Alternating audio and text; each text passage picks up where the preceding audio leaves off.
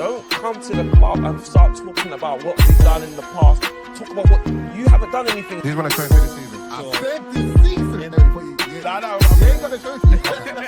This is like...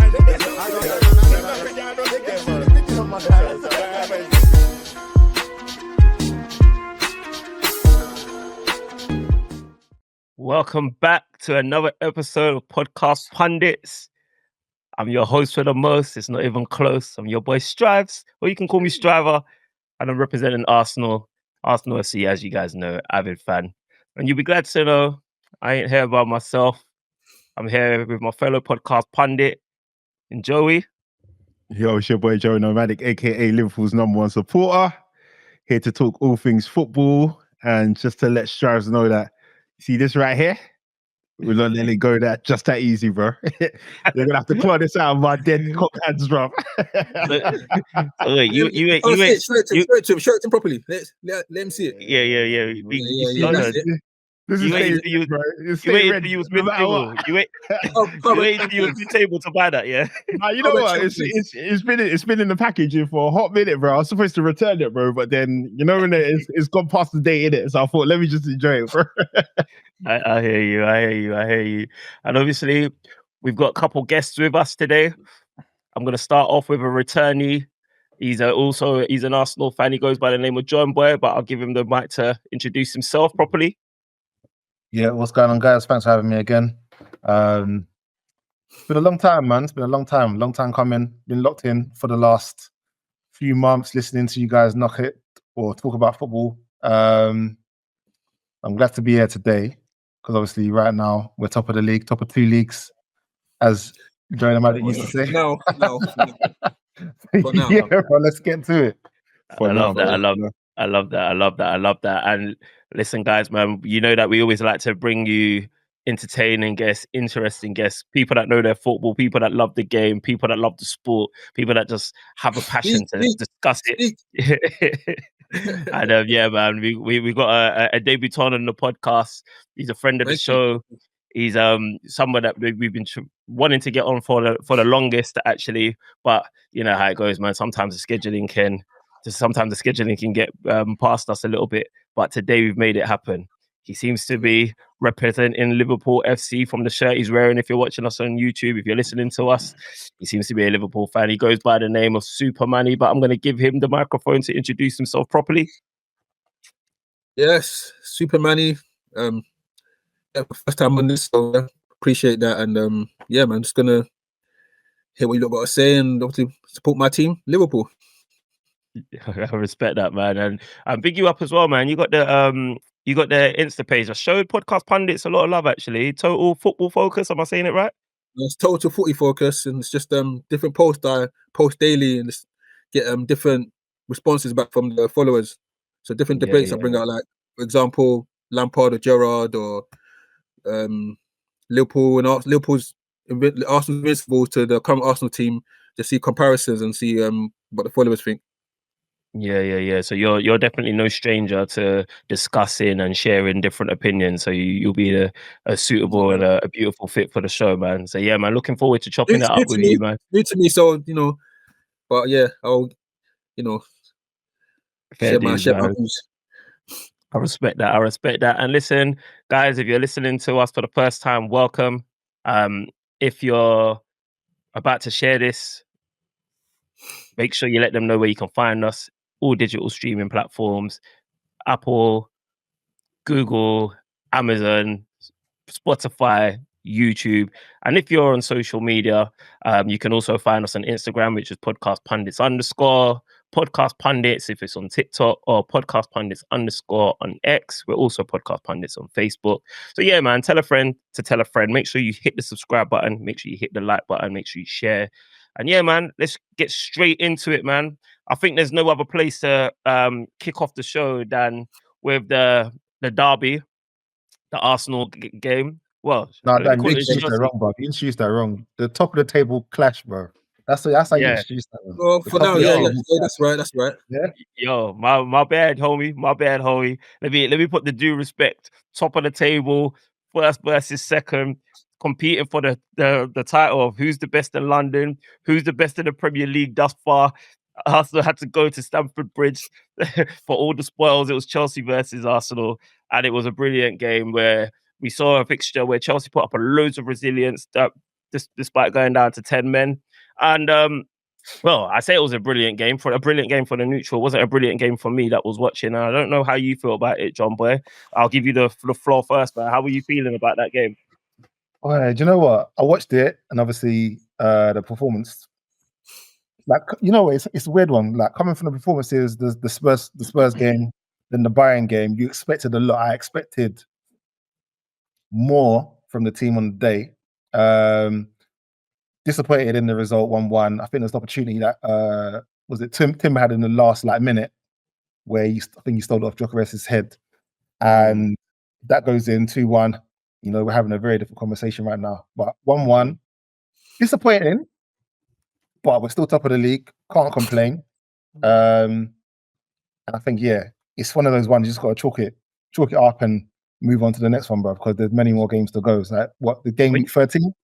Yeah. So when you say disappointing, are you saying it from the sense of Chelsea went down to 10 men, you would have expected us to win the game, or are you saying it's disappointing because you believe Arsenal's just levels above Chelsea? Like, contextualize your disappointment, because the reason why I asked that is if you had told me that Arsenal were going to play a North London derby against Spurs, play against Bayern Munich, and then play against Chelsea and get 7 out of the 9 points.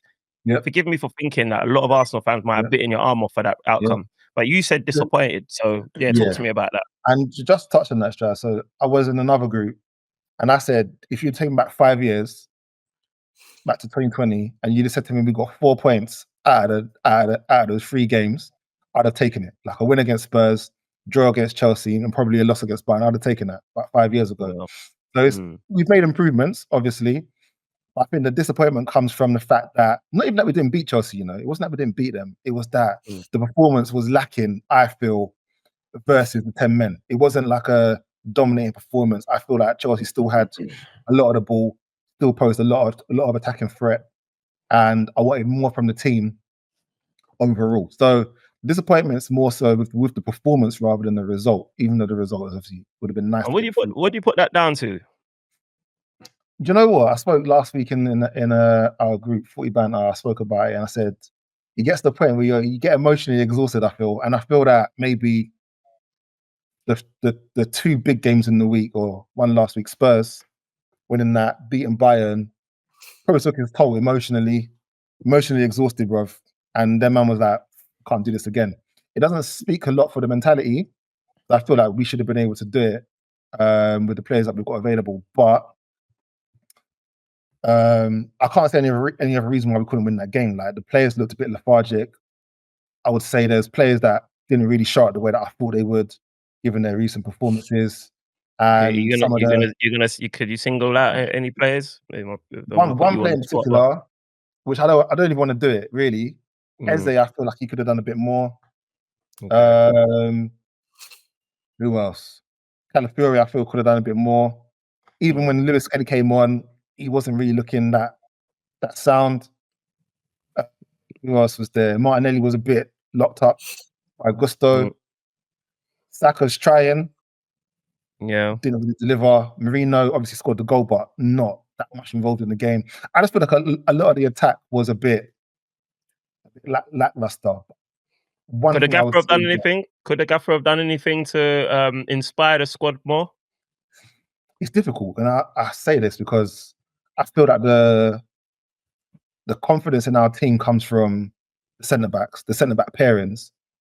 And obviously with the new centre-back pairing yesterday, Hincapi and Mosquera, I feel like the confidence went there. And what we'd usually get from both of them in terms of confidence and from playing out from the back, I don't feel we got it wholly yesterday. I'm not saying that they had a bad game. I think they had good games, but I don't think the confidence was 100% there to play our natural game would usually play. So I don't know if he could have done anything more. I feel like his subs he gets called out a lot for doing late subs. I feel like his first sub was like 56 minutes. I think it was 56 minutes, which I was like, right, this is early. But I don't know if he was doing subs that were game changing. There was nothing different about it. It was just like for like. it felt to me like for like subs in terms of positions. And yeah, the guys that came on, Madueke came on, not really that great. Who else came on? Quick question: Odegaard. Did Jokeris play? Yeah, he Yeah, came you're on correct. Last 10? Yeah. 72nd minute. I want to say something about that. But go on, Yeah. after- No, you go for it. In fact, no, you know what? Go. You say, because I was going to ask you actually, because obviously we've got Jon Boy supports Arsenal, so he's like a standing Arsenal correspondent. Obviously, as a rival fan, I'm guessing you had a keen interest in that game, Manny. Yes, I And did. obviously you had a question about Jokeris. Fire away, bro. So from what I know, last season they said they lacked a striker. That's what they lacked to win the league. Is that correct? Yeah. There's more to it, but yeah, I mean, I'm from that school train of thought that Arsenal were a striker away from what I knew dominating. was a striker away from. So I thought Jokic was that guy. If I'm correct, that's the guy that was meant to take it to that title. Is that correct? Yeah. So was he injured? Was he injured, or is that why he didn't start? Or yeah, he's just coming back. It was coming back from injury. So okay, he was injured. Yeah. Yeah, so he was available, but coming back from injury, so I think they didn't want to rush him in. And he only played 10 minutes? He said. Yeah, 18. Sounds like 18. Yeah. Okay. Plus injury time. It sounds like you've got some. I don't know. I could be reading too much into this, but it sounds like you're a bit skeptical about Jokeris. What's on your mind, player? I don't think he's that guy to take Arsenal to win the league. Obviously, him coming on, as long as he's available to me, I don't care if he's injured or not injured. He was available, so if he's available, he's good to go. And I feel like if he's that guy to make you push you to the title, I think. You know what? I didn't comment earlier. What I would say to that is, he's coming from injury. Good point. Well, my interpretation anyway, he's coming from injury, and obviously the last 2 games, we scored 7 goals, conceded 1. I think keep it as it is and see how it goes. Like Marino's obviously, I think, did he score? Did he score midweek or any? Or these are the moments. No, these are the games where I feel like you need to win, because I feel like it might fall back if you don't progress in other games. This game wasn't a must win, It wasn't a must win. Yeah, technically it's not. Yeah, it was.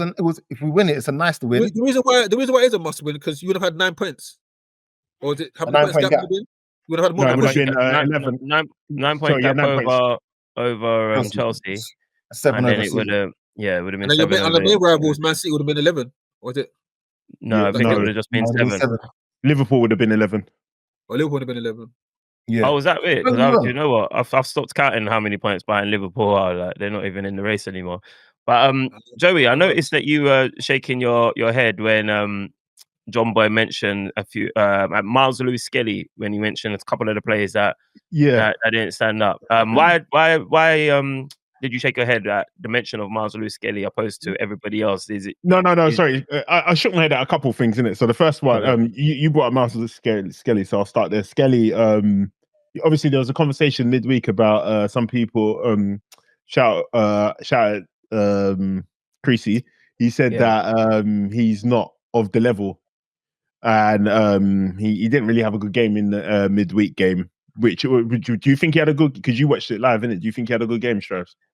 No, he looked like I wouldn't say he had a good game, no, but he looked like a player that it hasn't played much. Yeah, he looked like a young player playing at the top level that hasn't played. He looked like a player out of sorts, whereas we didn't see that Miles Lewis-Skelly last season. Yeah, we saw a Miles Lewis-Skelly that was playing regularly, and he looked like he belonged. We look like a Miles Lewis-Skelly that earned that England cap and scored in his first England cap. We're not seeing that Miles Lewis-Skelly. I don't know what the reason for that is. But so the reason why I that wasn't actually what I was shaking my head at, because I actually think he's a good player and I think he's a decent player. I think he's a bit too young to be at the elite level of the Champions League. But I remember you brought up the Real Madrid game where he had a great game, to be fair. So he's capable of doing it. But when you mentioned it, I think the difference between this season and last season is a lack of confidence being put in him by the manager. Yeah. And I think he's one of those players that thrives off of opportunity and not just saying to me that I'm the good player or you believe in me, showing me by letting me get on the pitch. And like you said, he's rusty. I disagree. The reason why I disagree is because last season he was. I remember even on this podcast, I once upon a time said Miles Lewis-Skelly is probably our 5th choice left back, and from being 5th choice left back, an opportunity presented himself where the gaffer had to use him, and then he basically didn't have to use him. He didn't have to use him. Well, he didn't have to use him, but he used him and he grabbed that opportunity, right? So yeah, but that's the confidence I'm talking about, though. That's the confidence you're instilling in somebody where you don't have to use me. There's Kivior there. There's other guys who are more senior to me, and you're saying you're pushing me from 5th in line to 1st in line, bro. That's a massive compliment, bro.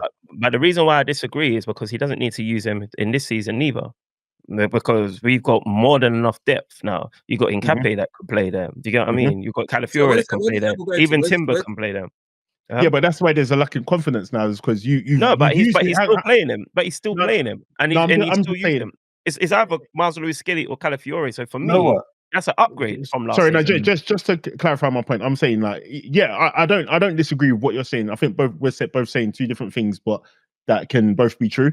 All I'm saying is that from a confidence perspective, you've put me up there and you've shown everybody what I can do, and then now you've kind of discarded me because everyone else is technically better than me. So that's why I agree with you there. But in terms of how somebody could feel about it, it could feel like the confidence isn't there, and every time I have to play, I'm under pressure to make sure that I'm looking as good as I did last season. So there's a mental. That's a fair observation. There's no way of actually knowing, but of course, the logical approach that I take to what you're presenting to me is Calafiore is an Italian international. He's more senior. He was the player that was ahead of him, and he's now fit. So in terms of pecking order, normality is just restored. But how does that affect his gameplay, though? Well, this is probably what we're discussing now. He does seem a little bit. He does seem like He done one right foot pass across the box. So I was like, ooh. Do you remember that? Yeah, I remember that. Yeah. Oh, yeah, I remember thinking, oof. Yeah, he does seem like something needs to click. Go on, say it again, Manny. Who do you prefer? Who do I prefer? That's a good question. I think at the moment it would be hard to pick against Calafiore. Calafiore for me, he's got to be the one on the team sheet. And just to touch on some of this stuff. I'm agreeing. Yeah, MLS is I think to kind of piggyback off some of the observations that Jon Boy made in regards to the game, I think a lot of the players didn't seem at the races, but I do put that down to a combination of things. I think you're always going to have a game, maybe 2, maybe 3. And I'm saying that I'm only limiting it to 3 because I want us to be the league champions, and that's probably all you can afford where you're just not at the races. But I think you can make allowances in this particular game week where we played 3 competitive fixtures. Now, a lot's been made of Arsenal's squad depth. I mean, you can call it, isn't it? You can call it an excuse, but it's actually also the truth. I mean, a game against Tottenham, a North London derby, there's a lot of emotional energy expended there. Tottenham aren't the greatest team at the moment. I don't think they're that good, full stop. So I expected us to wipe the floor of Tottenham, or at least to beat them, and we did that. I thought Bayern Munich was going to be the test, and I wanted to see how we dealt with the Bayern Munich game and Chelsea game. But I've gone on record saying I would have probably preferred to throw the Bayern Munich game before the Chelsea game. However, I respected the way that we approached the Bayern Munich game, and I love the fact that we put Bayern Munich to the sword. Like with that Bayern Munich game, they probably had the rub of the green in the first half. We stole a goal with a set piece, Saka assist. Again, Saka wasn't at his greatest, but he always leaves with something, it's seeming, yeah. And then we've ended up winning the game and destroying them in the second half. To me, that's a statement victory. After that game, everyone's saying Arsenal's now the best team in the world. Everyone's saying that based on wait, saying that. So when you say everyone, like, when you say everyone, what do you mean? When I say everyone, I'm talking about the like. Obviously, we're talking about social media and the way things are. Sorry, no, I mean, what's the parameters? Like, how they calculate? Yeah. Oh, funny enough, you mentioned Creasy. I remember he sent me some content actually to my Instagram DMs, and I was quite surprised because he even sent content that was propelling this propaganda that Arsenal's the best team in the world at the moment. And I think it was based on the fact that Bayern Munich comfortably dispatched PSG. And I don't know, games in November in the Champions League don't count for much, as we've seen. We beat PSG comfortably last season, and then when it counted, they beat us, right? So obviously, let's caveat that this is still November and this is still the group stages. Are Arsenal the best team, or Arsenal the best team on form? Well, this is the thing. We can only go by form, but presently, as it stands, yeah, of course, we can't say the best team because it's always form. It's always form. Yeah, exactly. Because when the season started, everyone said Liverpool were the best team. What the signs we did. Well, Chelsea's won the FIFA World Cup, so they could say they're the best team in the world. Liverpool's won the Premier League. You can say you're the best team in England. PSG's won the Champions League. They're the best team in Europe. So what I'm basing this on is Bayern Munich comfortably beat PSG, and Bayern Munich and PSG are probably your front runners in terms of the favourites for the Champions League, alongside your Barcelonas. Chelsea's then beaten Barcelona, and then we've completely dealt with Bayern Munich, giving them their first loss. Yeah, so for me, I'm thinking, all right, brilliant. Why are Liverpool not in that list? Yeah. Bro, why would Liverpool be in that list? You're now asking questions that you know the answers to. How can Liverpool be in that list when you were 12th? Before a ball was kicked, you were 12th in the Premier League. Why on earth would you be in the list to be the best team? What's the Premier League got to do with the Champions League? You're asking why is Liverpool not in the list? Yeah, you got smoked by PSV, bro. Not only did they beat you last season, fair enough. You got smoked. All right. Last season, you can't say that. Do you know why you can't say that? No, but remember, you asked the question. You had it from last season. If I didn't chew it, you're getting me rushed as well, bro. Every time you get punched, I'm getting punched as well, bro. Wait. You can't base it on that, because last season PSG didn't do quite well in the group stages. I understand that, but remember, you got better in Europe, so that should be counted for. No, I totally get what you're saying, but you remember you did also ask the question: what are you basing this on form or totality? And I said on current form. So on current form, there's no way I'm including Liverpool. Do you get what I mean? I accept that. So anyway, after we've beaten Bayern, it's now a game against Chelsea, and Chelsea's just dispatched Barcelona, which was quite impressive. Whether you want to believe that Barcelona didn't play all their best players, yeah, exactly. It was 10 men, though, isn't it? They beat 10 men. Yeah, but they still had to do it. Yeah, I hear that. Yeah, but and then Barcelona, the parameters change a bit, though, innit? But Barca was very naive. Like, they're playing at a super high line. Yeah, it was so. But Chelsea still had to do it. I think, and sorry, just to buttress what you're saying, I think Chelsea still would have done it with Barca and 11 men. Probably because something like Chelsea's got this vulnerability that they can go and like drop points against a Sunderland, as we've seen. Or maybe I think they're playing Leeds. I wouldn't be surprised if they drop points against the Leeds in their next game. But then against the bigger teams, like you said, Manny, they're up in their game, bro. Like, they're looking solid. And against Arsenal, bro, they were a better team. I'll be So do you know what I mean? Would you have lost the game? Nah, this is interesting because I don't think so. I think it would have been a completely different game, 11v11. I thought it was harder because they went down to 10 men, so they became a little bit harder to break down. And then this resilience came out of nowhere, and all of a sudden they're taking the game to us, which we didn't expect somewhat. So to the point where we have to sacrifice Super Manny. I didn't watch the full match. Did Caicedo get sent off when it was 1-0, or was it 0-0 when he got sent off? No. Yeah, so it was 0-0. Caicedo get sent off. So for those that did watch it, what did you think? Was that was a red card? No dispute. 100%. No dispute, bro. Yeah, no dispute from me. I heard some Liverpool fans saying it was a soft red, but 100%. I mean, I've seen those. Not given. I've seen them not given before, but for me, that's a red card. Only not because I don't think there was even that much force behind it, but there was more intention. He came a long way, man. He came a long way. His intention, and he was like the way he was in that. He was bloodthirsty before that challenge as well, man. Yeah. I think Chelsea in general just seemed bloodthirsty. I mean, even they were. You saw what that's how you want them to be, though. Like that's how you want your team to be in a derby. Obviously, bar the red card. You want your team to be thirsty, bro, in a big game, bro. Yeah, so I think it gave us throwback of like what a derby should like represent and emanate. Like, you saw Cole Palmer encouraging the crowd to give Madueke a lot of flack, like when he was being brought on. Is it? I didn't even see that. Yeah. Trust me, like he was basically promoting the shithousery, and then you got Enzo and Cucurella, basically swiping Noni's legs and almost giving them the DX sign, like yeah. Yeah, it was like okay, like we're really in a battle here. They really came for war, and Reece James was like, I mean, man possessed, man. But Like, he's sick. You're so sick, man. And a lot of people that looks like Manny's dropped off. But yeah, a lot of people that were comparing Reece James to Timber. I think Reece James done a lot to put himself in the lead of that discussion. Who's the best right back? Hang on. It's different though, because Timber's role in RB is different to Reece James in DM. So like, I can't. You can't use that as a battle against them. And not only that, there are two different types of players, in it. Where the only thing I think Reece James has over Timber is he's not a better defender than Timber, in my opinion.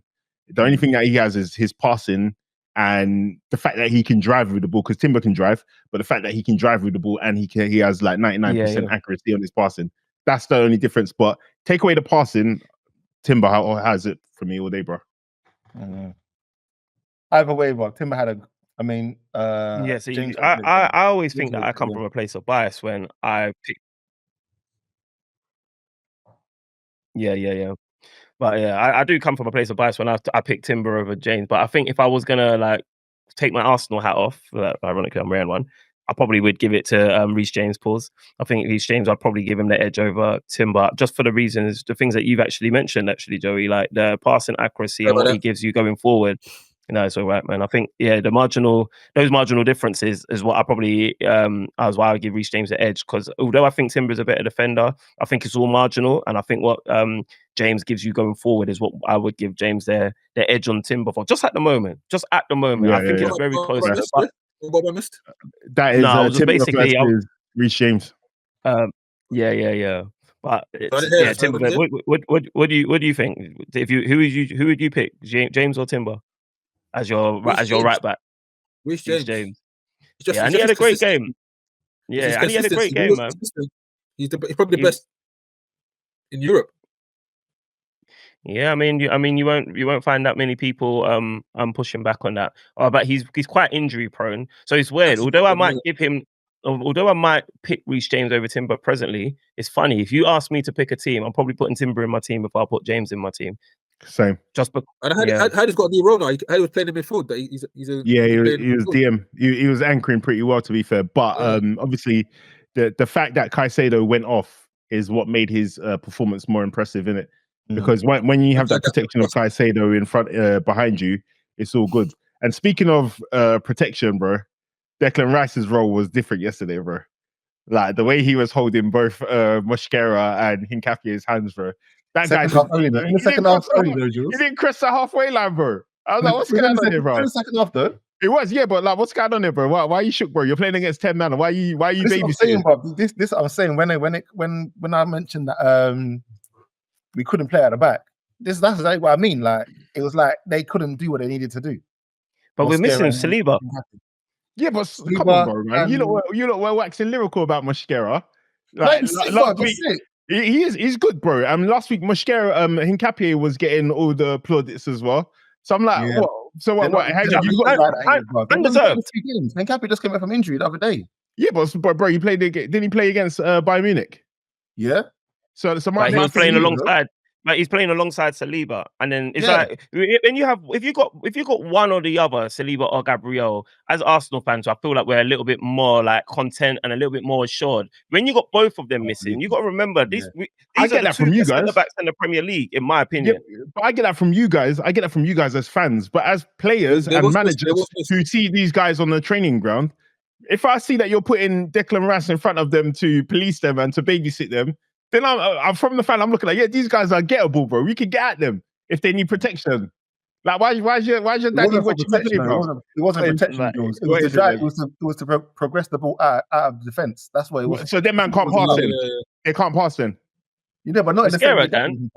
No, Mosquera can. But the thing is, what it was is I don't think I don't want to do a disservice to how well Chelsea played as well. I think Chelsea actually played so well that I think sometimes you just have to chalk it off. They played well and we didn't. So Was that for the first me, time they played together? Yeah. Yeah, I can play a part as well. It's the first time. So Rice was just there to, Nah, Yeah, I'm not having that. I'm not having that. There was a point, yeah. There was a point when there was a point where the only defender that you would recognize in Arsenal back line was Timber from this season. Yeah. Everyone else was new. So you got to think about it. There's a lot of made about Arsenal squad depth, and we've got the best squad depth in the league. A lot have been made about that, but we were still playing with like what would be our B team now. There was a lot of players missing. Trossard is probably our most informed attacker. He's missing. Our two best centre backs missing. You know what I mean? So there's a lot of nuance and context as to why we couldn't. All the players, you know what I mean? that come back from injury. Gyökeres, Madueke, Odegaard. Well, what's going on? You can't be singing injury song top of the table, bro. What's going on? I'm saying they've just come back from injury and it's been like a month. But everybody's got injuries. Why are we talking about that, bro? What's going on? The reason why I'm talking about it is because I was going to go on to say where Jon Boy was very disappointed. I'm disappointed because they went down to 10 men and we didn't win the game. But actually, I'm quite relieved. In hindsight, I left that game thinking, you know what? I'll take that point. A point gained. Because I'll tell you why. Yeah, I'll tell you why. Because we've been to St James Park, Stamford Bridge, Old Trafford, Anfield. Where else have we gone? We've gone to. Even with 10 men, you don't think it's drop points. With 10 men, don't get me wrong. I'm pissed off that we couldn't capitalize. Like they've scored the goal, and that goal as well. Well, I think that there's a conversation that could have been offside. Yeah. That could have been offside because.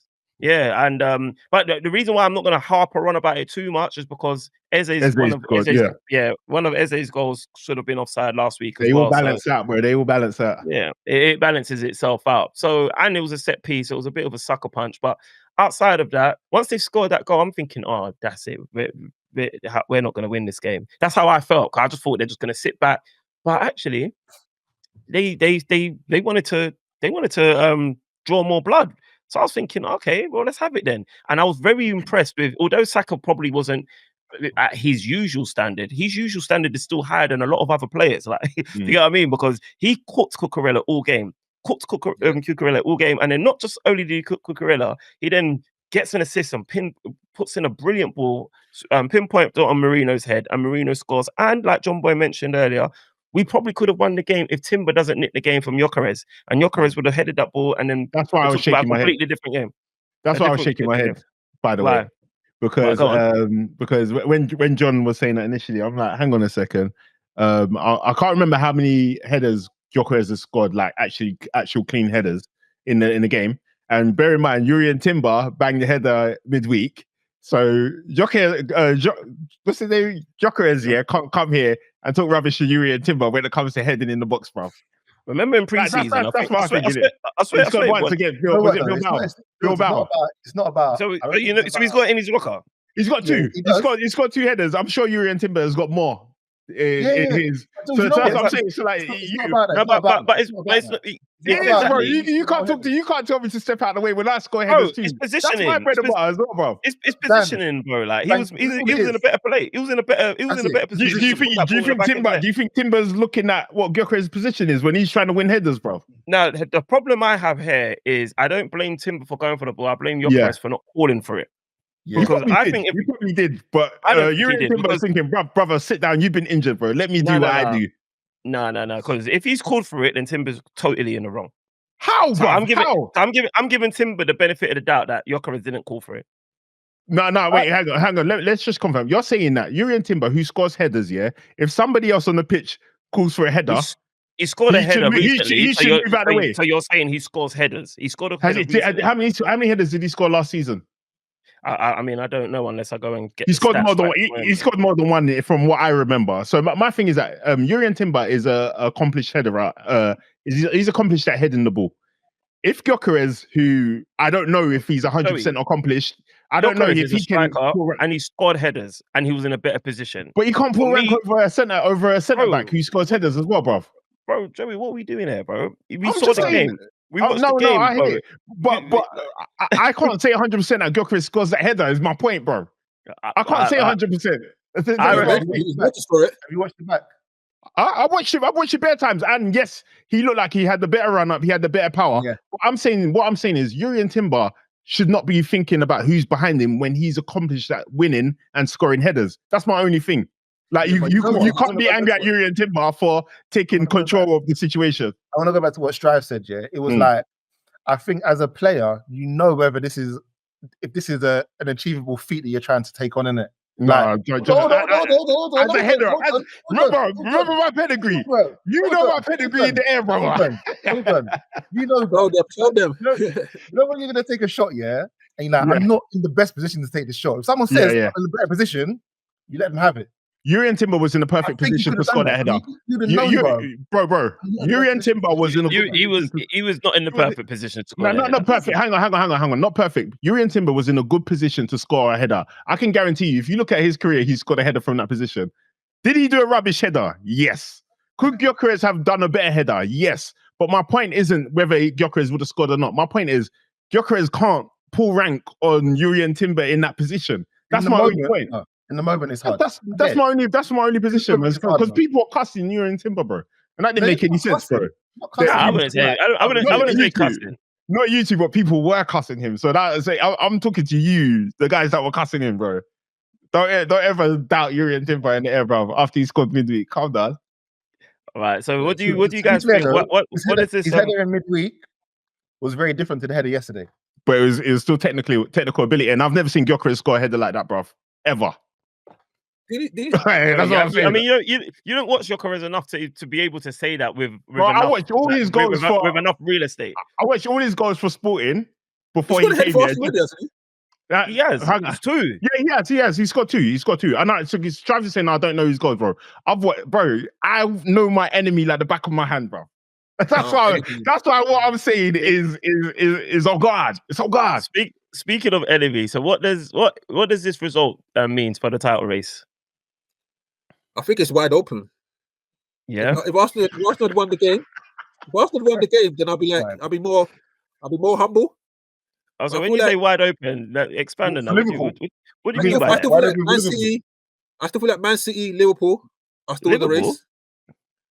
What? So you see a possibility or an eventuality where Liverpool are the Premier League champions this season? I don't. I think you shouldn't write us off. Basically, don't write Liverpool off because a few run of games and everything can change. Honestly, lose 2 games, lose 2-3 games, or draw 2-3 games. The gap would be shorter than what you think. So you're relying on.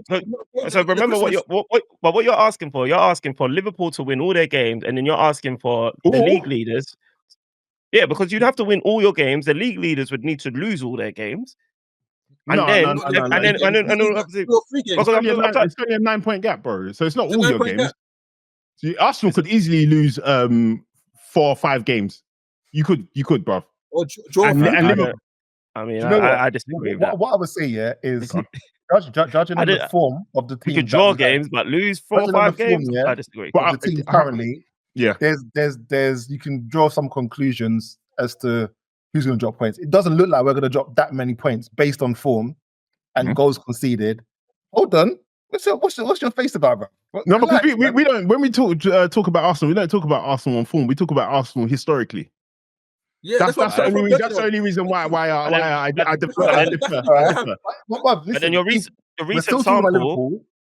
Your recent, like I said, your recent sample was not good, bro. You conceded 20 goals. What's to say? But we're not talking about just Liverpool. We're not talking about just Liverpool. We're talking about other teams as well, bro. Well, I'm talking about Liverpool. Why? Yeah. Is it because of this? Is it because of this that you're talking about Liverpool? Liverpool have no chance. I don't care about that. I think Liverpool have no chance. Super. I think they've got no chance. No, for me, I think you've got no chance. How many games in the Christmas period? How many games are in the Christmas period? How many games are there? You raise a good point. You raise a good point. Yeah, there's a lot of games in this month alone. I mean, Christmas, but by Christmas, that whole standing on the table could change. Wait, guys, let me just tell you where Manny's confidence is coming from. His confidence is coming from Mo Salah going away to AFCON. And he thinks, and I can't knock him on this. He thinks that Liverpool, the 2 games Salah hasn't started, Liverpool have won and they played well. He's thinking if Salah's not playing in them games, then Liverpool could do something. Is he right in saying that, Manny? Yes, he's right. I feel like Salah needs to be dropped now. Play around Isak as the focal player. So how did that work for you when you played West Ham? Talk to me. How did that work for you when you played West Ham? Because obviously that's probably one of the key talking points. Salah was dropped for the game. Isak scored his first Premier League goal for Liverpool. So yeah, like talk to me. How did it? Obviously, if that's your frame of mind, how did that work for you when you actually saw it in practice? And what confidence does that give you moving forward in regards to a potential Liverpool resurgence?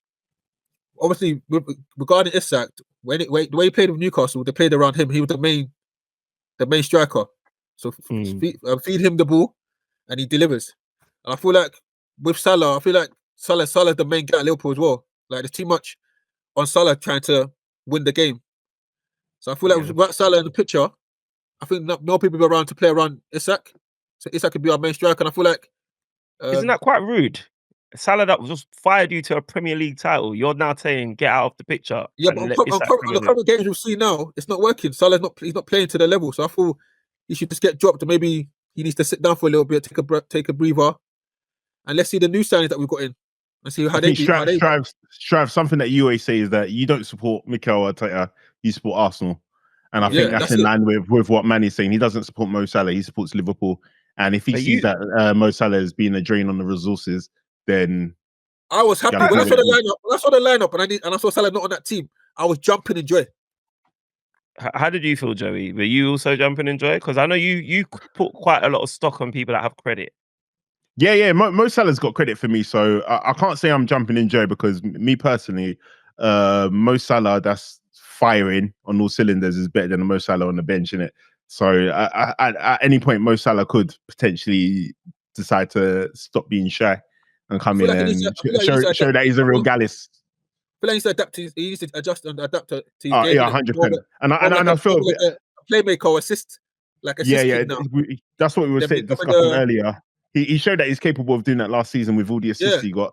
But another thing that is really hampering this season, I think, is the lack of Trent Alexander-Arnold playing that ball into him first time. It's a huge impact on us. People are talking about Luis Diaz. That's the biggest impact. Diaz is a big miss as well. Yeah. But just to go to what you were saying, Strives, I didn't look at the team sheet and think, Mo Salah's here. I'm gonna be gassed and watch this game. I don't know if you recall, bro, but I last game I didn't watch the last game. The game before that, I watched. I said I'm not gonna watch the full 90. I only watched the first 20 minutes and then I switched off. My thing is that I don't want to see anybody else other than a right back playing right back. And when I saw Joe Gomez starting in that game, that's when I said, yes, I'm here to watch a game. Joe Gomez was brilliant defensively, played it, got he got an assist, bruv. Like, can you ask for more? Can you ask for more? But sorry, just quickly, one thing about Joe Gomez is that he's not got a chance creator in it. Even though he got an assist, he's not a chance creator. More defensive. One thing about Isak, his movement was crazy yesterday. And Joe Gomez kind of halted it because there was opportunities for Joe Gomez to play the ball in first time where he's a defensive right back. He has to take a touch before he puts the ball in the box. And that hampered Isak because his movement was great. And then the final thing I want to say is,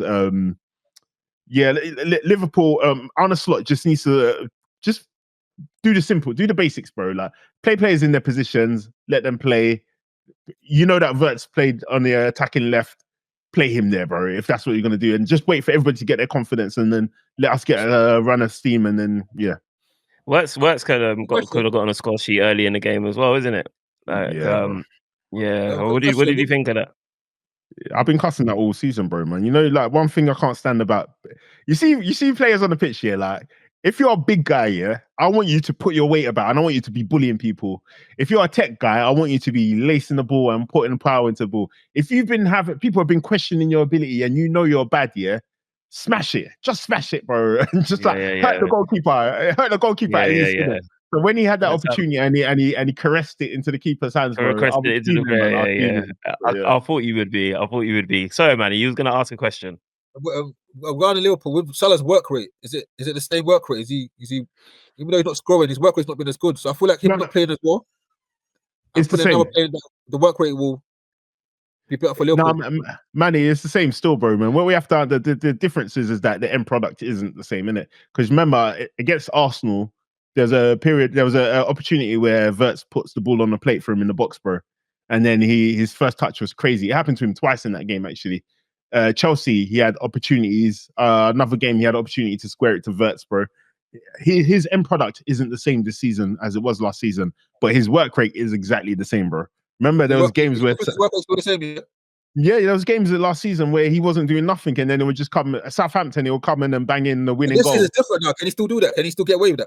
You can't do that. That's why I'm with you when you say that you're over the moon when you see him not on the team sheet, innit? I want him to play, but his work rate at the moment is not, and he's not scoring. So last season he was scoring a lot, so that helped his work rate. Not to play. So you think that with the omission of Mo Salah and with Isak maybe taking that mantelpiece, you think you could see a resurgence of Liverpool? Is that what am I right in? And a right back. Is it as simple as that? I think currently at this current moment, I feel like that's the way forward. It's the starting point, isn't it? It's the starting point. Well, something's got to change, innit? And it's good that he made. Can't pay £120 million, and he has to play. Isak has to play. He's your best player. Yeah, he's our best. He's not our best player, man. He's not our best player. He's our best player. And Jon Boy's trying to. Jon Boy's proud of me, bro. Promoting my personality. I like how he's saying it. Keep saying it. No. What I was saying before. Go on. Who is your best player then? Isak, in terms of obviously not form, but in terms of what he brings to the team, in a focal point, like Manny's saying, but he's the guy. He did it at Newcastle. They played into him. He laid it off. He got into position. Was not a joke. This ain't Newcastle. This ain't Newcastle, bro. This ain't Newcastle, bro. You can't be a big fish in a small pond and then come to Liverpool and be a big fish in the ocean. You don't want him to be a big fish. No. All I'm saying right now, he's our most valuable player because he's proven in the Premier League in terms of what he can do. But if you're gonna ask me personally on what I think Florian Wirtz is our best player. And Isak is our most valuable player. We should play around. I think we should play around Wirtz. I think. Well, okay. When you ask that question, do you think last season? Who do you think we built the team around last season, and the season before that? You playing for? I guess you played for Mo Salah. Yeah, I don't think so because remember how we built up our attacks. Everything was done through Trent. So the same way we had Trent and Salah is the same way we should have Wirtz and Isak, in my opinion. Because that's why Florian Wirtz was brought in, bro, to replace the creativity of Trent. You know what that's going to happen? They got to play. They got to start together and play a lot of games. If they're not starting and not playing, how are they going to get that chemistry? Yeah, but the only reason why Isak hasn't been playing is because he was unfit. The only reason why this is the first game, because I think this game there were 6 chances created for Isak by Wirtz. No, but what I'm saying is the whole season before this game, there was only 3 chances created for Isak. If Salah's playing, can Isak and Wirtz build that? Can they get that chemistry with Salah on the pitch? Yeah, but we that's what on the slot 100%. I don't think, like, for example, if you ask me Arteta, you see how Arsenal build up their attacks on the right hand side. It's the same way you can build up your attacks on the left hand side. So, like, if you become more a team that focuses more on the left-hand side, I think 100% you can do that. But the thing is that, like, you can say to Salah that we're no longer building up on this side anymore. It's gonna ruffle feathers, isn't it? But if you're instructing McAllister to get the ball from this guy and to move it to this side, you're instructing Virgil to stop doing your diags over the top. You're instructing all these guys to build their attack through Florian Wirtz, the same way you used to give it to Trent and let him do his heat seeker missile. Bro, it's a new way of playing. That's how you build a new way of playing. And Salah's not going to be here forever. But with Arsenal, isn't it different? Arsenal, they've got different goal scorers. Everyone scores around that team. Liverpool is more Salah scoring the goals. Yeah, but everything is built up on the right-hand side. Majority, not everything, but a majority. You got Gakpo. You got Gakpo. That's also like he Yeah, but seems Salah's to. our main goal scorer. No, of Let's be course, honest. because Salah that 100% is. So you're Arsenal basically, don't have a main goal scorer. but then what you don't know is you don't know that Isak can fill those boots. You don't know that he can wear that shirt yet. We've seen him do it for Newcastle, but we don't know that he can do that for Liverpool yet. I'll put my house on it. I'll put my house on that he can do that for Liverpool, bro. I think he'll get double figures this season. Yeah. But that won't be enough for me. But that's still rubbish, though. If I'm going to be honest, bro, like double figures, How many do you want? I want 125 million worth, bro, or whatever it was. What's that? What's a good 25 goals, bro? 25 What's a good figure? What's a good figure for Isak this season?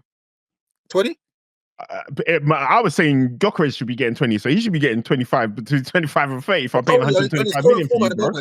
On his current form at the moment, what do you think he can get? Get 5, bro. 5? 5, bro. You lot are thinking, remember, Isak he wasn't even that good yesterday, bro. His movement was good. He scored though. Yeah, but that's Haaland don't play well sometimes, and he still scores. It was a good finish. But hang on. It was a last chance was a good finish, yeah. Yeah, but it doesn't take away from the fact that because he got subbed after he scored as well, right? Not after, but he got subbed. Yeah, he got subbed sometime after. And I'm not saying that. I'm not saying that's an indictment on him because I didn't watch much of the game. If I'm completely honest with you, but obviously I'm just picking up from where you said he didn't even play that well. So I know that it was a good finish, but if he's not playing that well. Do you get what I mean? And I'm just wondering. But sorry, just a caveat. Like he didn't play that well, but in terms of the things you want from a striker, his movement was A1, and they just weren't finding him. So that's what I'll give him. And sorry, just the comparison with Haaland is a bit different because for me, I've always said that Isak's a better attacker than Haaland, but Haaland is a better striker in terms of getting the ball in the back of the net. I've always held Isak in higher regard. So therefore, I have a higher expectation from Isak than I do from Haaland. And it's not just scoring goals. My only expectation from Haaland is Gary goals, bro. Okay.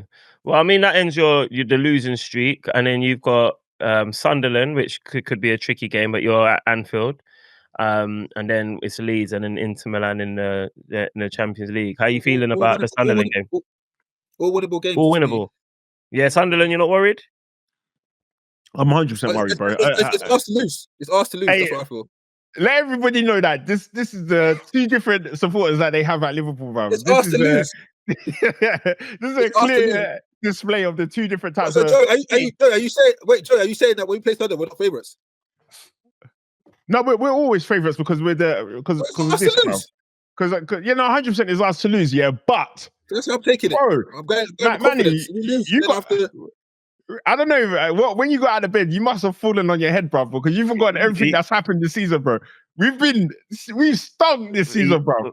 What are you saying? Manny's not moving internet ready, yeah? He's not moving internet ready today. No, I'm saying like you've forgotten, innit? Because listen, do you know what it is? Because that Isak finish was so sweet, bro. Yeah, like it can make you forget all your woes, isn't it? Bro, it came off the ankle bone, the power, and it was crazy, bro. Remember as well, West Ham are 18th or 17th. They stunk. West Ham stunk yesterday. That's one thing I would say. West Ham have been informed. West Ham have been informed though, Jon Boy. They've been informed. They won their last two and drew. And then they lost to us, bro. That's good form to go into a game against Liverpool. You know what I've been losing all their games. Is you beat Aston Villa, and Aston Villa were playing decent as well. Like you can win games. Yeah. It's whether you're going to be consistent winning these games. Exactly. That's my only worry because we haven't shown that yet. So for me to get to where Manney is, we need to see like between 5 and 10 wins. That was going to be my next question. Where is Manney? Where is Manny? He said we can win the league, bruv. Remember last week I was saying it's over, bruv. I'm glasses. If I can't see the glass full to the top, then it's empty to me, bruv. Manney is. If I see a drop in the glass, it's full. Do you know what I mean? He's an optimist. I'm the definition of a pessimist, bruv. Jeez, have you still got you, Manny? I was going to get your response on that, but I think you might have frozen. But whilst Manny sorts out his connection to respond to the allegations and the claims, what do you guys think of the Paqueta red and the response to it as well? Ridiculous, bro. So, as in, as in all of the all of the accusations being put at him. Yeah, I can see, but you can't deny it with the fact that you've done a madness in getting this red card. Like, you're telling me you're not doing spot fixing, you're just a regular guy that picks up normal yellow cards, and then the most avoidable red card probably all season, you're like, no, I'm going to make sure that I get this red card. I have to get this red card. I must get the red card. No, do you know what I think? Obviously, there's been this talk about match fixing and everything. I think it was just like, yeah, man, let me show you. Let me show you what you lot have been accusing me of, bro. Like, let me show you that. But I don't know if you saw, there was a meme, and it showed like this is what match fixing looks like. Yeah, exactly, bro. Come on. But there was a meme and it showed like this city from the future. It looked like a city from like 25. Yeah, like Wakanda, yeah. And then it said this is Paqueta's hometown, bro. After he banged another spot fixing, everybody's eating in his back home, bro, man. So yeah, it looks bad, but no, I kind of get where he's coming from, bro. Like, but it's just very unprofessional. I'm thinking of his teammates. That's the only thing I'm concerned about in that situation, bro. Like, it's. What do you think though? Like, so obviously he's made he's kind of written like a raving or like a scavenging like statement towards the I don't know if it's at the FA, but he's just I haven't got it in front of me to read it to you guys, but he's basically said he was criticizing the lack of support whilst this was happening. You know what I mean? Like the lack of support. He was criticizing just the treatment of himself through this, and obviously he was found to be not guilty. And he says that, don't you think that this can affect your health, your mental health, affect the way that you react in situations such as this? Do you know what I mean? Like, so he's saying that it was almost like he was protesting his innocence before he gets accused of further spot fixing. Do you know what I mean? What do you make of that? Has he got a leg to stand on? Because, I mean, in one hand, if you've been accused of something and you vehemently are denying those claims, then he certainly has got a leg to stand on. And I suppose he has to say the things that he's saying. But if you're from the school of thought where you're like, okay, their evidence wasn't strong on you, but hey, buddy, something's not right here. You get what I mean? I'm just trying to work out where are we with the way Paqueta has responded to this bizarre red card kind of thing. Do you have empathy for what he's saying in that statement? Did you see the statement? Did you read it? Okay. Yeah, I saw the statement. Do you have empathy? No, I don't really have empathy, to be fair, man. At the end of the day, bro, like if we're gonna look at it holistically, bro, you've got a great job. They tried to take it to the cleaners, they flopped. You're still here, bro. Like, at the end of the day, you still have a duty to your fellow professionals. And for me, even if I did that, bro, I'm not even coming out with a press release, bro. I might say sorry to my players, bro, but bro, like you lot. Apparently, he's trying to sue the FA for that because they scuppered his Man City move, innit? Yeah, bro, just focus on that, bro. Focus on getting your bread and getting some kind of get back on them, bro. But I don't think that's how you get back, bro, by letting down your teammates and your supporters. I remember when we were all doing Belmont, and then I think you and Kof got a red card, and then the way that I think you handled the red card was okay. It was a bit tasteful. Kof was basically moving like Paqueta, and no one really wanted to hear his statement, is it?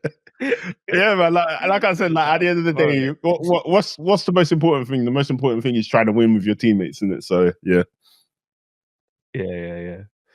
All right, cool, man. Well, obviously, I don't think we're gonna get to hear what Manney had to say. He hasn't sorted out his his connection, so I'm just gonna move it on to I want to move on to the Totty game, and the reason why I want to move on to the Totty game because Tottenham have lost 2-1, 2-1 to Fulham at home, mounting, I won't say insurmountable, but a lot of pressure on Thomas Frank, especially off of the back of getting destroyed in the North London derby against Arsenal and then getting beaten by PSG. They scored a few goals, so you might say, okay, it was a respectable defeat to PSG, but you've shipped a lot of goals again. And then Fulham's now made history. Their first ever win at Tottenham Stadium. And their first Hold on, away win of the hey, Prem this guys, season. can I ask a question? Is that their first win at the Tottenham Stadium, as in their first win at Tottenham, or their first win at the new stadium? I'm gonna say new stadium because it's impossible. How can you not have beaten Tottenham at White Hart Lane? That's what I'm thinking. I was Doesn't thinking make at their sense new to me, stadium. but okay, cool. Yeah, go on. What are we discussing now, sir? We moved on to Manny's back, listeners and viewers. You would have seen him pop out. Yeah, we're discussing Totty and Fulham. Totty and Fulham now, and obviously Tottenham are. Yeah, man, we're discussing the run of form that is kind of almost like like you can't defend it. We can't defend it. So, and obviously there's a massive pressure on Thomas Frank that's starting to build. Where are you guys with Thomas Frank Gate? Do you give him time, or do you think that the pressure is valid? Do the players respect him? Because there was one clip I saw. I think he was trying to talk to the players, and they just walked off. And these players are not even superstars. They're not even elite players. They just Spence walked and off, was it Spence and Van der Ven? Was it? Yeah, I think so. Van der Ven's decent, but the other guy, just to be walking past the manager like that. Yeah. Yeah. Whether you win or lose, you can't do that. Not in public anyway. Respect. That's a good question. Do they respect the manager? I would say they do. And the reason why I'd say they do is I think they apologize after that. They did apologize after, and sometimes it might look a particular way on TV, but it might be different to how you are in that moment. And I think Thomas Frank as a gaffer deserves respect. If you're an admirer of Thomas Frank, I doubt you're gonna stop being an admirer just off of the back of what's happening to Spurs, because this isn't something that Thomas is a cause of Thomas Frank. I think it's more so a symptom of whatever Tottenham's been suffering from for the past season or so, because their home record has been trash all of 2025, and it's just continued from last season into this season. Do you get what I mean? And he's inherited some of the play. Like for instance, Vicario was getting booed by the fans, right? And Thomas Frank, what I criticize Thomas Frank for, he does say some weird stuff in press conferences that I think can be quite antagonistic, if that's a word. He antagonizing fans because he says real Tottenham fans shouldn't be booing Vicario. But how dare you, bro? How are you? Who are you to determine or decipher what a real fan looks like? If I'm a fan, yeah, and I could never be a fan of Spurs, yeah, but if I was, yeah, then, bro, I'm spending my hard-earned money. I'm buying kits. I'm funding your club. I'm funding our club. I have the right to show my dismay as much as I have the right to cheer. How dare you qualify if I'm a real fan or not? Because I'm booing a goalkeeper that's done that absolute nonsense. Gone out of absolute nonsense. And then is that fault for the goal. And even the first goal, he probably could have done better as well. That second goal was an absolute monstrosity. He deserved everything he deserved everything he got, in my opinion. But what do you make of a man like Thomas Frank? Basically almost vilifying because they say the fans is a 12th player. Is it smart to go against the fans when pressure's mounting against you in the first place because you keep losing games? What do you think of the way Thomas Frank is handling this? I think the way that he phrased it was probably wrong in terms of real fans wouldn't do that. But I'm not on booing your own players, and I don't like that, to be honest. I think you're showing his personal emotions. Yeah, like it was personal to him. He can't, as the manager of the club, he can't say that. The real fans wouldn't do this. Yeah, you can't do that. As a fan, I can say that. And you man can say that. But he can't say that. I think, overall though, I don't like booing players, bro. No, how are you supposed to get the most out of your players if you're booing them? I don't get that. But what's a realistic target for Tottenham this season anyway? Tottenham. What's a good season for Tottenham? Tottenham, I think they just need to get Europe again. How? They need to Champions League. Is that top 8 or top? What Europe to get to Europe now? Is that top? Or what? No. So I was saying Europe. I wasn't even saying Champions League because I think Champions League's beyond them. I think the Champions League. Yeah, I think Champions League's beyond them. What's the last position for Europe? 8th. Might be 8th. 7th, I think. I think it's 7th. It's 7th, I think. They can't finish top 7, can they? But if they win a cup, if they win like a FA Cup, Manny, I'll say this, bro. If you can finish top of the league, they can finish 7th. Yeah. Are you comparing it to that? If you can finish top of the Comparing league, Liverpool's top 7 to Liverpool winning the league. Oh, they're this season, he's hey, saying of this they season. got 18 points. Top 7 Yeah. is 21 points. I can list the teams: Arsenal, Chelsea, Man City. Nah, Manny wants to Look at the fight tonight. points. He wants to fight tonight. Newcastle? Still. Look at the points. They got 18 points. Crystal Palace. And 7th has got 21 points. 7th has got 21 points. So you think Tottenham can finish top 7? Half an hour ago, you were saying that 21 points could make it to 30 points. That's what you were saying half an hour ago, bro. I don't believe in Tottenham like that, though, where I believe in Liverpool. That's different. Okay, fair enough. My belief for Liverpool is different. We can go on a run. Yeah, one thing I'll say, though, about Thomas Frank, I think he's coming from a club where the fans, he has a standard in how fans react, especially at Brentford. Brentford are they're very appreciative fans, innit? So I think he has to be a bit more understanding in the situation that he's arrived at in Spurs, where Pedro Porro even contributed and said something mad as well. He also said something about let me try and find it whilst you. Sorry to cut you. Let me try. I feel like Porro's got more of a right to say it than Thomas Frank, in my opinion, because he's been there for a while, delivered them their first European trophy. Right, like he's got more of a right for Thomas Frank. You're quite new here, innit? So I'd say tread carefully in how you talk, but I understand where he's coming from in terms of what his standards are and how fans react and how they should react. Yeah, they miss a lot of things. They miss a striker. They missed out on Eze. They got a playmaker. Madison's injured. Yeah, they've got a lot of problems. Yeah, but those problems can be alleviated. But they got a striker. They got a clinical striker. Since Kane's gone, they've not had a good striker. Yeah, but not a lot of teams have a clinical striker, you know. They're like, and they can still make Europe. For example, like obviously Ollie Watkins is a decent striker, but how clinical has he been since he didn't get that Arsenal move? So like, and Aston Villa are still on tip to make Europe. So I think Spurs can definitely do it. They get James Maddison back. And I don't know why Dom Solanke is not playing, because you've got Pedro Porro, who's a crosser, and Dom Solanke is one of the better attackers in the air. Is Dom Solanke not injured? Is he just not getting selected? No, he's injured, isn't it? But for now, but even when he was fit, he hasn't been getting game time, and I'm surprised because Dom Solanke is for me, he's a Thomas Frank kind of striker.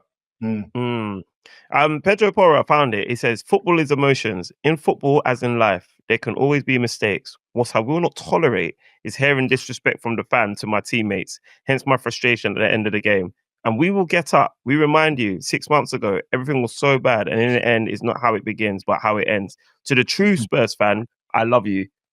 Oh, that's fantastic. No, I'm here for it, bro. I'm here for it, bro. Because like I gave you glory, bro. Man said, I will not tolerate. What are you going to do about it, bro? What are you going to do about it? He's going to talk about it, bro. That's not tolerating it. That's not tolerating it, though. When you lose it, you have no right to say it. No, you do, bro. Because remember last season when they won the European Europa League. When was the last time they won anything? Bro? So what? So that means that gives you the right. That gives you the right. Yeah, that gives you the right as a goalkeeper to go out and do that nonsense, and then I'm your dad, bro. And then you defend it, and then I'm your dad, bro. Strives, I'm your dad. Okay, let me ask you. I'm the one that buys the merchandise. I'm the one that buys the tickets. Without me, you don't get your money. I'm your dad. How about that?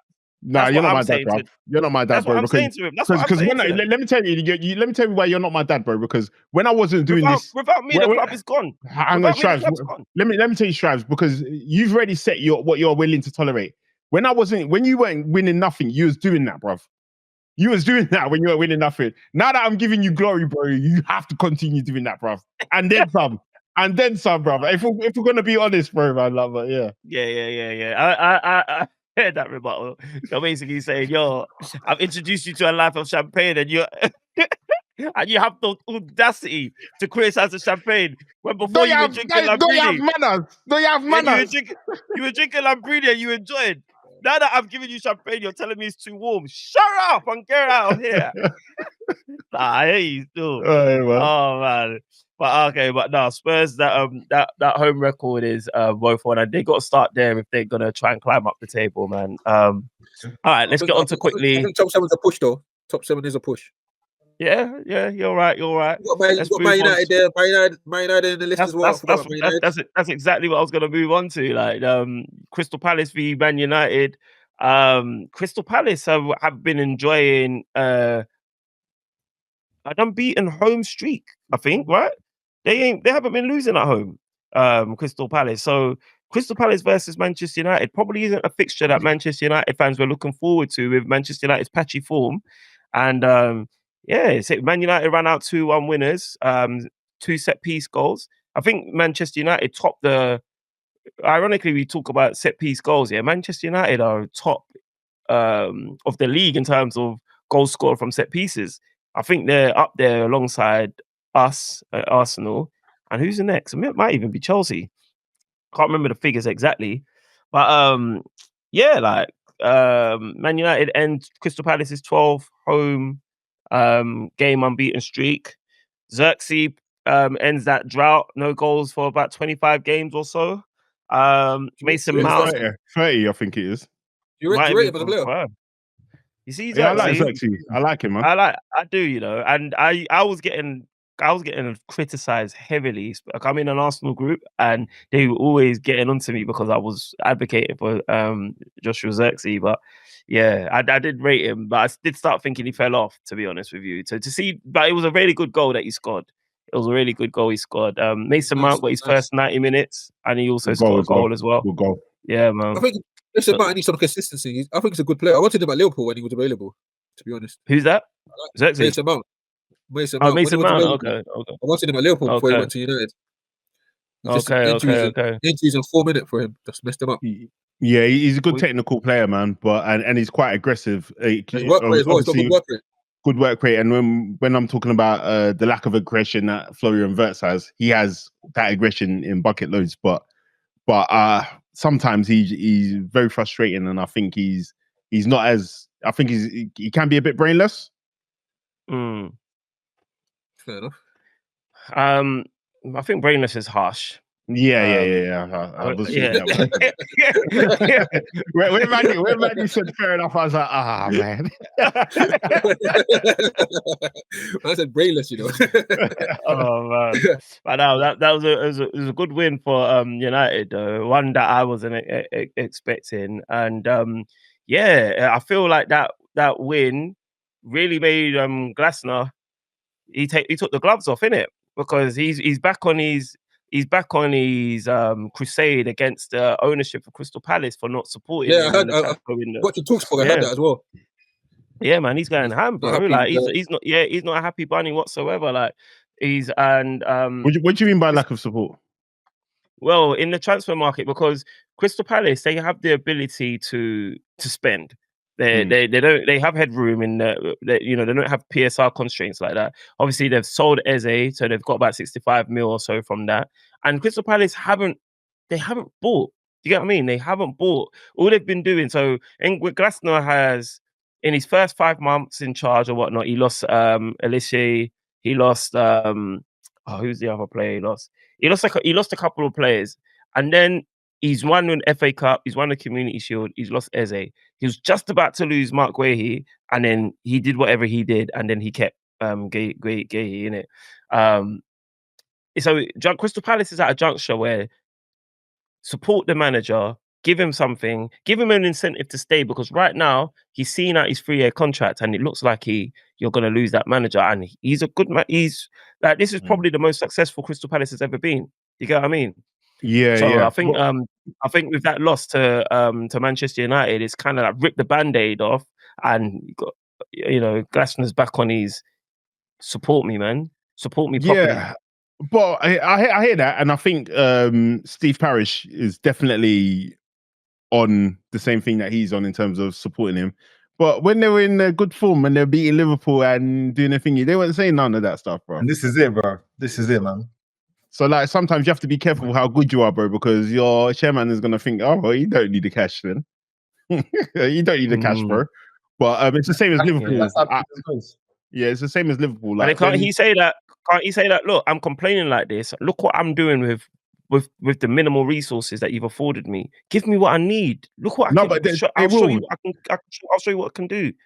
They will, man. They've got headroom. They will, but I think the time. Remember when the Eze deal went through? It didn't leave that much time, and even when they tried to sell Mark Guehi, they couldn't get the player in. They even tried to bring Igor from Brighton, but he ended up going to West Ham, innit? So Crystal Palace definitely are on bringing players in, but I think they're more on bringing the right players in at the right place. I think for the right price. I think they got Yeremy Pino in, who's been quite decent as well, man. So they're capable of finding good players. Even Daichi Kamada, who was one of the guys they got in as soon as Glasner came in from Frankfurt with him. Like they've signed good players, bro, man. Like Wharton, we know that they're all bringing good players in. He wants to build a team in it. He doesn't want to start selling his players. No, he wants to be on the team, but I think like Steve Parish and them, they just don't want to waste money. And all the players that they have signed, apart from Nketiah, have been pretty much good players in terms of how they performed for Palace. I think it's all about timing, though. You know, I think obviously the window opens in end of the month, and he's just preparing them like, look, when it opens, we need to get the guys in because he's been quiet for 2-3 months. Yeah, what if they get the guys in? What if they get the guys in and he still leaves? That's very likely, bruv. If a good team comes in for him, like, and that's that, but you can't not go be active in the transfer window because your manager's gonna leave, bro. So like that's why I think all the signings they make, they have to think about Glasner, but they have to also think about a future without Glasner because he's gonna be in. I'm not saying that the signings have to be his signings. I'm saying right now he's making sure that they're preparing to sign players in January rather than sitting there waiting until. What by talking in the press conference, bro? Go knock on Parish's door, bro. It's right the corner from you. Obviously, that's how to knock on the door, though. That's how to knock on the door. He's probably doing that anyway. Maybe he's tried, and they're not listening. Cementing it, like we need these guys to come in. Like, wait. So just to clarify, you think that these men are like he knocks on their door in training ground, whatever, and then he speaks to them. Yeah. And then these men are eating their breakfast, orange juice or toast, whatever, and then they hear on Sky Sports News, Oli Glasner talking to me, and then they think, oh my God, they tighten their tie, and they get up and go. I would. I'm going to lie, because people don't like it. Yes, people don't like embarrassment. Exactly. He's having conversations to their face. Yeah. Probably getting a bit of pushback. Like, we'll get to it. And now he's like, all right, cool. I'll just talk in the press then. This is what we need to do. Like, the best thing you can do is put the fans on your side, innit? And if the fans put pressure. If you tell me twice, I'm not doing it, bruv. That's what I'm saying. Bro, that's me, though. That's me. That's exactly. I'm not fit. I'm not fit to be chairman. In business, I know you well enough to know that in business, bruv, you be like, do you know what? I think we need to get this done. Why did they let go of Eze though? Why did they sell Eze? Was it? Did they want to? They had no choice. They had to sell him, bro. They had to sell him. Was he in contract? Was his contract done or what? No, he was in contract. Even had a release clause, but then they let the release clause expire for whatever reason. But he had to go, bro. It was time. Like he's won. Why holding Guehi so hard? Why holding Guehi so hard? And they want to hold Eze like that. No, it's different though because with obviously you're coming from the aspect I was coming from as well. I think it's different though because they were unable to replace him and they did make an attempt to replace him. The guy Igor, is it Igor? Yeah. He's gone to West Ham. He's not even playing at West Ham. But they couldn't get him over the line, and as soon as that deal fell through, he had to stay, bro. Do you think Gale will still be there in January at West Ham? Palace. Sorry. I think Guehi will probably. I think it'll be end of season if you're gonna get him. Well, no, I think if Liverpool put a bid in, I think Palace will accept it because they accepted the last bid, bro. So I can't see why they would say, well. We accepted it at just the start because of the manager. Just where the manager's making the pass. You won't be happy with that. But how much money? So how much money did they get for Eze? Was it 76 million or was it 56? 65. So they got 65 million plus a potential. I don't do that. 65 million plus a potential 15 to 20 they'll get for Guehi. So like you have to do the calculations. They're going to be able to replace Guehi, bro. All this 6 months, they should have been figuring out a replacement for Guehi, bro. And it should be a done deal by the time.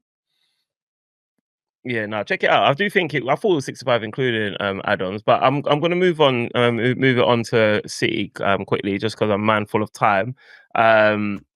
City, there was slight squeaky bum time after going 2-0 up against Leeds.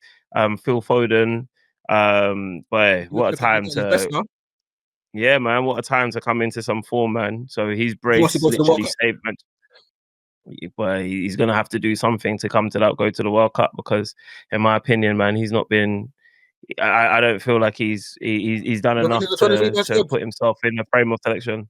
I mean, 23-man squad he's going to, but in terms of like first 11, like Phil Foden's probably not going to be the first on my team sheet. But if he keeps on putting up performances like he did for Man City against Leeds, and yes, it was Leeds, but if he keeps putting up performances like that, coming up clutch, then yeah, you got to make an argument for him, man, because City was moments away from squandering a 2-0 lead. Leeds went up it was 2-2, and then Phil Foden, man, he won the game for them, and now what do you reckon that means for the title race in terms of Manchester City? Because some people were willing to write City off after they lost last week. You can't write. I'll write off City, bro. I'm gonna be honest. I'll write off City, bro. Yeah, man. I don't. Who's Arsenal's pretenders? Who's Arsenal's rivals? If you're right off City, is it Chelsea? They're right. I'll be honest with you. I don't think Arsenal have rivals, bro. I don't think Chelsea are good enough. I think Liverpool haven't done enough for them to be considered as rivals this season. For me, Arsenal have got a clean run at this because Man City's defense is terrible. They have not been playing great football, and that's been consistent for the whole season, innit? Like, would you say the same clean run as Liverpool run last season? Is it similar to Liverpool's clean run? Is it similar to Liverpool's clean run last season? Technically, yeah, because you've got three second places in a row. You've got the experience of what it means to be second place and what not to do to be second place, and you've gone in and you've created probably one of the best squads in Europe, if not the best squad in Europe. So for me, the way that these other teams are being inconsistent and you've been consistently good defensively, I think obviously it's not the same because it was injuries that stopped other people last season. This season is people being stinking that's stopping them. That's even worse than injuries, in my opinion, bro. Because at least you have the ability to play well. You can't control injuries. This one, the teams that are competing against Arsenal are choosing to be rubbish, just like Man City chose last season. That's my opinion. To be rubbish. It's Arsenal to lose, then, isn't it? It's Arsenal to lose. It's always been that for me. And Strives will know that. For me, from the start of the season, I said Arsenal will win the league. I said that to Strives. So he knows where I stand. Even the signs we made, you still said that. Bro, why do you think that players are just going to come into a team and then they're just going to bang? Like, everything that's happened here. It's Liverpool, Jules. No, but the champions. Like I'm saying, adults. Manney, you know Liverpool, after they have a successful season, they have a rubbish season the next season, bro. Yeah, compared to the last time. Bro. Yeah. Like, after winning Champions League, we stunk. After winning the Premier League, we didn't really put up a fight. So my thing is that when my Liverpool group was going crazy, I was saying to them, bro, guys don't come from the Bundesliga and they just do it like that. You have to be careful of what you're thinking is going to happen. I still think Wirtz is sick, but you got to be careful. And I think right now, Strive said you can't choose to be rubbish. You can't choose to be great. You can try and be great. But for me, the way that Liverpool are playing and the way Arne Slot has been doing this right back thing, and I've been saying I'm not watching any more games, bro. For me, you're choosing to be rubbish, bro. Like, and so that's why I say it tongue in cheek. And so obviously you go on to, obviously I understand the progression of the conversation, but obviously where it started with City's title credentials. What do you make of Haaland's like drop off in scoring form? Like, he literally hasn't scored since the international break. Is this a blip? Because I know certain people are starting to think, he might need to come out of the fantasy football teams because you can't keep on just putting up zeros like this. What do you guys think of that? Because obviously a lot of people are saying no Haaland, no City. How many he scored currently? How many goals has he scored currently? 14, I think. 14, yeah. Yeah, but literally, since the international break in November, he hasn't scored since. Yeah, but Strives, there's only 2 games, isn't it? Yeah, we know he's gonna bang. He's gonna bang 25 goals plus, isn't it? He's gonna bang. He's going to Champions League though. Haaland got going for Champions League in Champions League in the last game.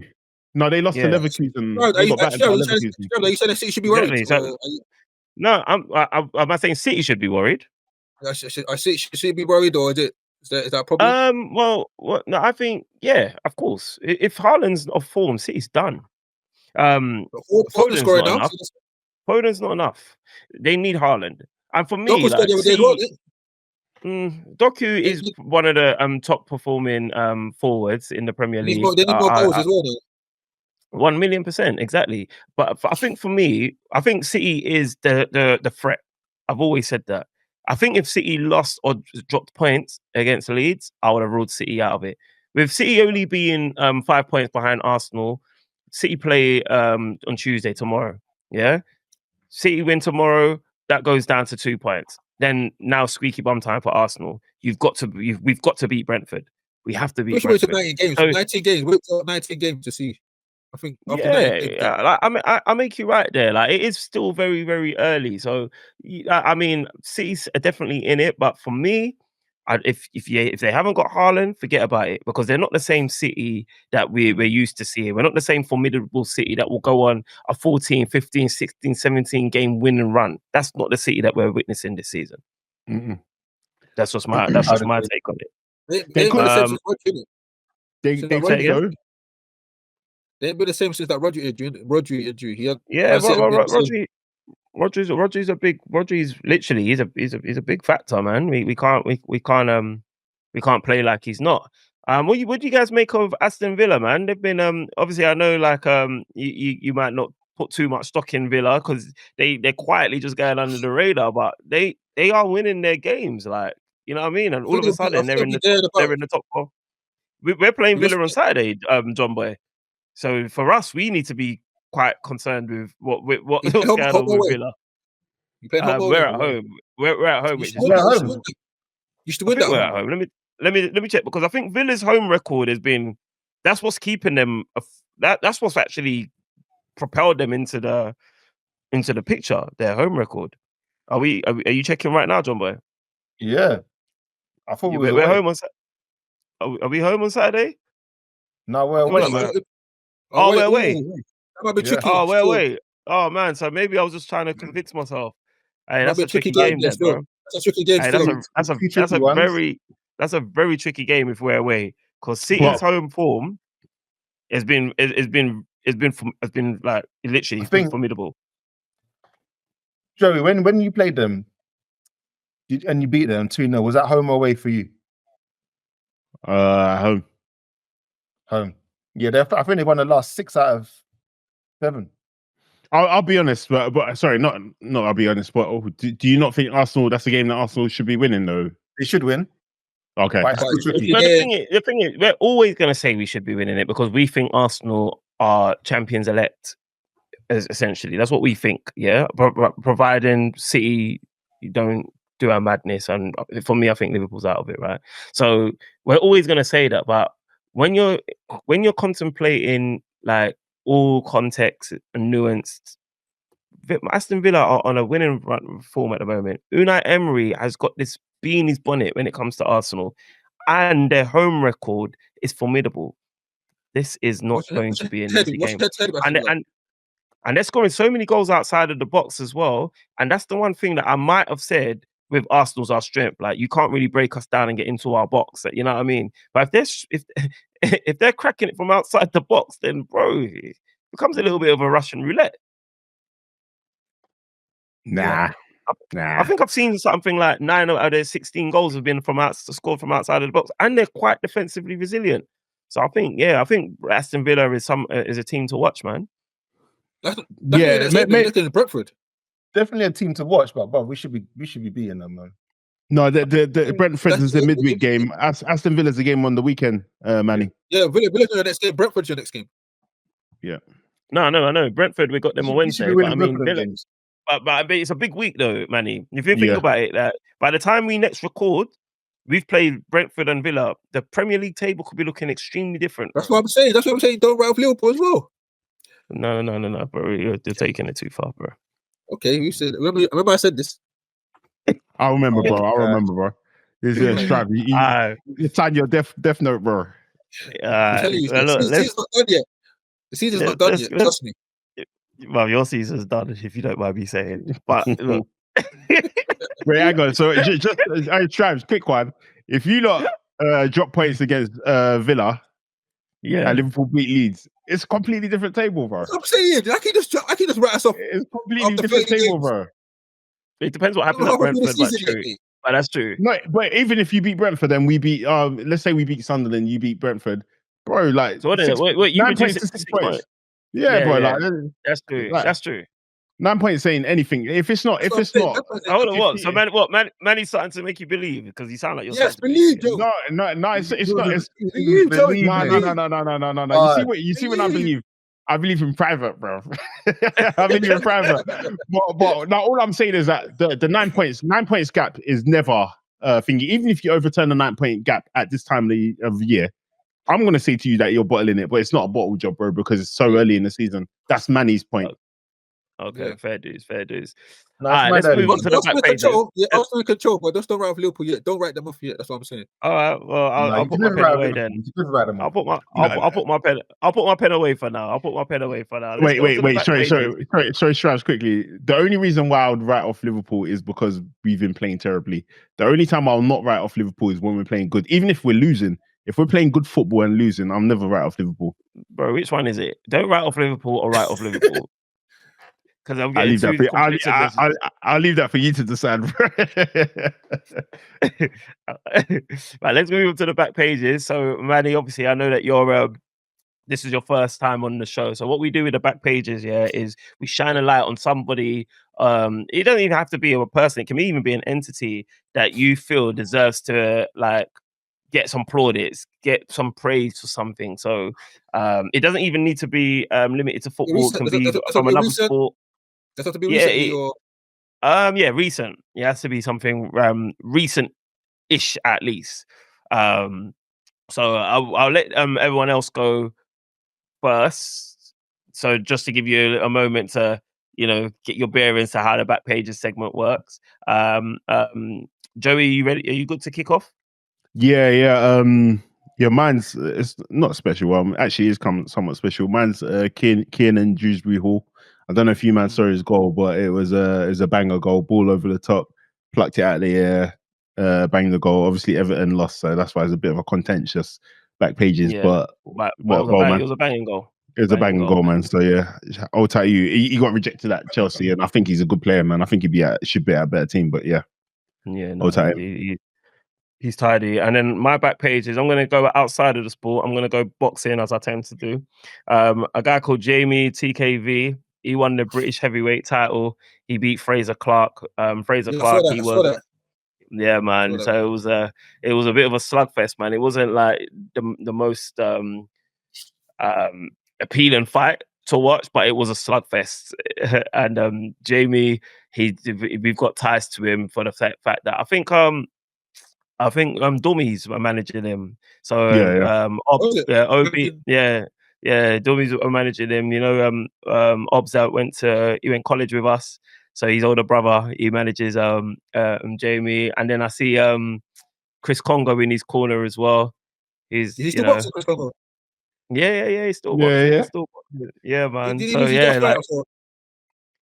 I can't remember, he may have done. He may have, but Congo's one of those guys though. Like he doesn't turn down a challenge. So he would have, if he lost his fight, it would more so be not because of lack of preparation, but he might have taken a fight on too soon of early notice. Because I rate Congo, but I ain't seen him fight recently. So I think he probably needs to get a promotional outfit to start working for him. But yeah, Jamie TKV, British heavyweight champion, repping for Britain, and obviously his natural heritage is Congo as well. So repping for Congo. So I wanted to give my back pages to him.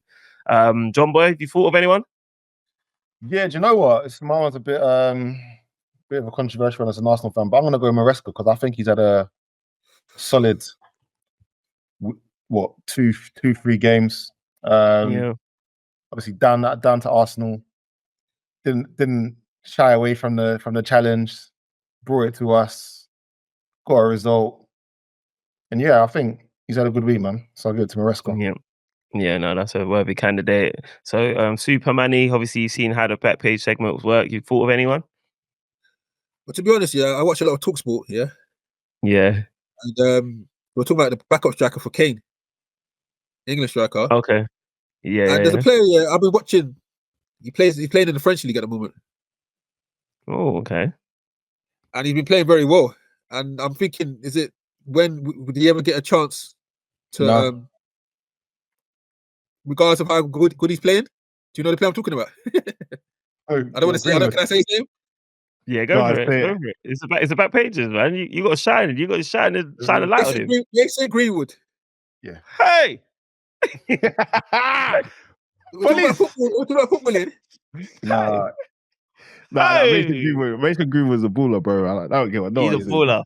He is a baller. If not for that nonsense he did, he'd be in England squad. Bro, he would be England captain. England captain, bro. You want to see Mason Greenwood? You want to see him back in the England squad? Yeah, you forgive him. Yep. You have to wait sooner or later. Yup. He's linked to Napoli now. Napoli won him now. Is it? Ooh, linking up with McTom, yeah. Well, obviously he's blacklisted in England, isn't it? So, but he can play for Jamaica, I heard. But apparently England are looking into him, but there's conditions. I've been reading on the newspaper. I've seen it. I don't think England would do it. I think they're too shook. I think England too shook. Bro. I don't think England will do it. But Mason Greenwood is an undeniable talent. Nothing can change that. Is it done? Do you know why they won't do it? Yeah, is because I think England women, the Lionesses, have won all the trophies already. Yeah, their stock's high, and they won't want to upset them. Yeah, I think they will do it. I mean, as a Christian, I do believe in forgiveness. I believe in repentance and forgiveness. So, I mean, the talent is undeniable. He's a baller. Yeah. I've seen some of the goals he scored. Proper. Yeah, but yeah, man. You played the pass to Aubameyang in the Champions League last week. Yeah, against. You're sick, Newcastle. It's a shame. But yeah, that's why I've been hearing that, and I'm thinking England need a backup striker. If Trump can forgive that guy and the Al Qaeda leader, make him the leader of Syria, then Mason Greenwood's got a chance. Where maybe too early now, but if you keep on scoring goals, the next tournaments, I don't see no. If Tuchel wants to win the World Cup, he needs the best players he can. And I don't know. Greenwood's... Fair enough, man. No, listen, man. Freedom of speech, freedom of footy takes, and I mean, I suppose that's what your page gives us, total footy takes, man. So yeah, man, we appreciate your insight on that. Listen, guys, we're gonna wrap up the show, man. It's been a good one, man. It's been a funny one as well. There's been some interesting. What can I call it? Interesting parameters, views and parameters of this title race that's been introduced, man. I'm pretty certain. Don't write us off with it. Yeah, I'm pretty certain the audience are gonna love it, man. Hey, clip team, get to work, man. Get to work. Lift up, show it to him. But yo, guys, man, thank you very much. You don't want to get involved. You don't want to get involved, man. He doesn't want it. He's doing this under duress. But listen, guys, you've been listening to Podcast Pundits, man. We really appreciate it. Jon Boy, Super Manny, really appreciate you guys rocking with us.